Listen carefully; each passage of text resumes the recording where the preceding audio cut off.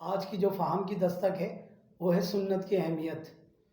قال اللہ تعالی لقد کان لکم فی رسول اللہ اسوۃ الحسنہ، کہ ہمارے طرز زندگی گزارنے کی جو ہمیں راستے دکھائیں اور جو عمل بتایا ہے اس میں سب سے بہترین جو عمل ہے حضور رحمت للعالمین صلی اللہ تعالی علیہ وآلہ وسلم کا ہے۔ کہ یاد رکھیے کہ انسان کبھی بھی گمراہ نہیں پڑ سکتا جب تک وہ حضور اکرم صلی اللہ تعالی وسلم کی سنت پہ عمل پیرا ہے۔ آپ کو اس سنت کی اہمیت کو سمجھانے کے لیے کچھ روایت اور واقعات میں آپ کو سناتا ہوں۔ اللہ تعالی ہمیں سمجھنے کی توفیق عطا فرمائے۔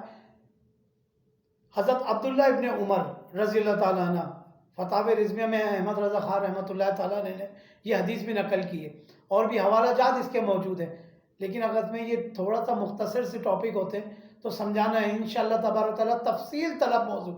انشاءاللہ کچھ دنوں بعد اللہ رب العالمین نے چاہا تو تفصیل طلب اور حوالات کے ساتھ ہر روایت پیش کی جائے گی انشاءاللہ تبارک و تعالیٰ۔ تو حضرت عبداللہ ابن عمر رضی اللہ عنہ حج کے دوران میں بیٹھے ہوئے تھے، ایک قافلہ آیا اور اللہ اکبر کی صدائیں لگانے لگا۔ تو حضرت عبداللہ ابن عمر رضی اللہ عنہ نے ان کو بلایا اور کہا کہ لوگوں، خدا کی قسم مجھے اللہ کے ذکر سے مجھے چڑ نہیں ہے، لیکن خدا کی قسم اس وقت اس مقام پر لبیک اللہم لبیک لا شریک لک لبیک ان الحمد والنعمت لک والملک لا شریک لک، یہاں پہ یہ تلبیہ پڑھنا رسول اللہ صلی اللہ علیہ وسلم کی سنت ہے۔ یعنی اس حدیث سے ہمیں پتہ یہ چلا کہ جو ذکر ہے اللہ کے ذکر سے چڑ نہیں ہے، بات یہ یہاں نبی پاک صلی اللہ علیہ وسلم نے جو سنت قائم کی ہے وہ تلبیہ پڑھنا ہے۔ تو یاد دیکھیے اس طرح کے جتنے بھی آپ کو ٹاپک ملے یقین کریں اس کو سمیٹتے چلے جائیں، کیونکہ سنت میں برکت ہے۔ امام احمد رضا خان بریلوی رحمۃ اللہ تعالی ایک اور حدیث کو نقل کرتے ہیں اور فرماتے ہیں کہ سنت کی اہمیت کیا ہے۔ آپ فرماتے ہیں جب امام سلام پھیر دیتا ہے تو دائیں جانب بیٹھتا ہے، بائیں جانب کوئی بیٹھتا ہی نہیں ہے۔ تو آپ نے فرمایا نبی پاک صلی اللہ علیہ وسلم کی سنت یہ ہے کہ وہ دائیں جانب بھی بیٹھتے تھے، بائیں جانب بھی بیٹھتے تھے۔ حضرت عبداللہ ابن عمر فرماتے ہیں کہ شیطان کا حصہ نہ ڈالو، یعنی اپنے نبی صلی اللہ علیہ وسلم کی سنتوں کو فراموش نہ کرو۔ یہ جو دور حاضر میں ہم جس کو اچھا کام کر کے بدعت حسنہ کہہ کے، تو بدعت حسنہ کا اینڈ کیا ہوتا ہے؟ بدعت سیئہ ہوتا ہے، کیونکہ جتنی بھی بدعت حسنہ اچھی نیت سے لوگ شروع کرتے ہیں لیکن جاہلوں کے ہاتھ میں جا کے وہ بدعت سیئہ بن جاتی ہے۔ ایک واقعہ میں نقل کرتا ہوں آپ سے اور ایک سمجھانے کے لیے کہ حضرت نقی علی رحمۃ اللہ تعالیٰ علیہ سے ایک سوال کیا اعلیٰ حضرت کے والد محترم کہ درود میں سیدنا لگانا کیسا ہے، اللہم صلی علی سیدنا لگانا کیسا ہے؟ تو آپ نے فرمایا کہ درود میں سیدنا لگانا جائز ہے، لیکن بغیر سیدنے کا پڑھنا نبی پاک صلی اللہ علیہ وسلم کی سنت ہے۔ تو سنت کو ہمیشہ کسی بھی مسئلہ بتاتے ہوئے پہلے سنت بتائیں کہ یہ سنت طریقہ ہے، باقی جائز ہے۔ جیسے مثال کے طور پہ فرض نماز کے بعد دعا مانگنا، امام جب فرض نماز کے بعد دعا مانگتا ہے تو دعا مانگنا جائز ہے، اجتماعی دعا جو مانگتا ہے، لیکن نبی پاک صلی اللہ علیہ وسلم کی کوئی سنت ہمیں منقول نہیں ہوئی ہے کہ فرض نماز کے بعد حضور اکرم صلی اللہ تعالی وسلم نے اجتماعی دعا فرمائی ہو۔ تو یاد رکھیے پہلے مسئلہ بیان کریں کہ یہ دعا کیونکہ آپ اگر فرض نماز کے بعد امام بغیر دعا مانگے چلا گئے تو پتہ ہے مقتدی گلا پکڑ لیں گے، امام صاحب آج دعا ہی نہیں مانگی آپ نے۔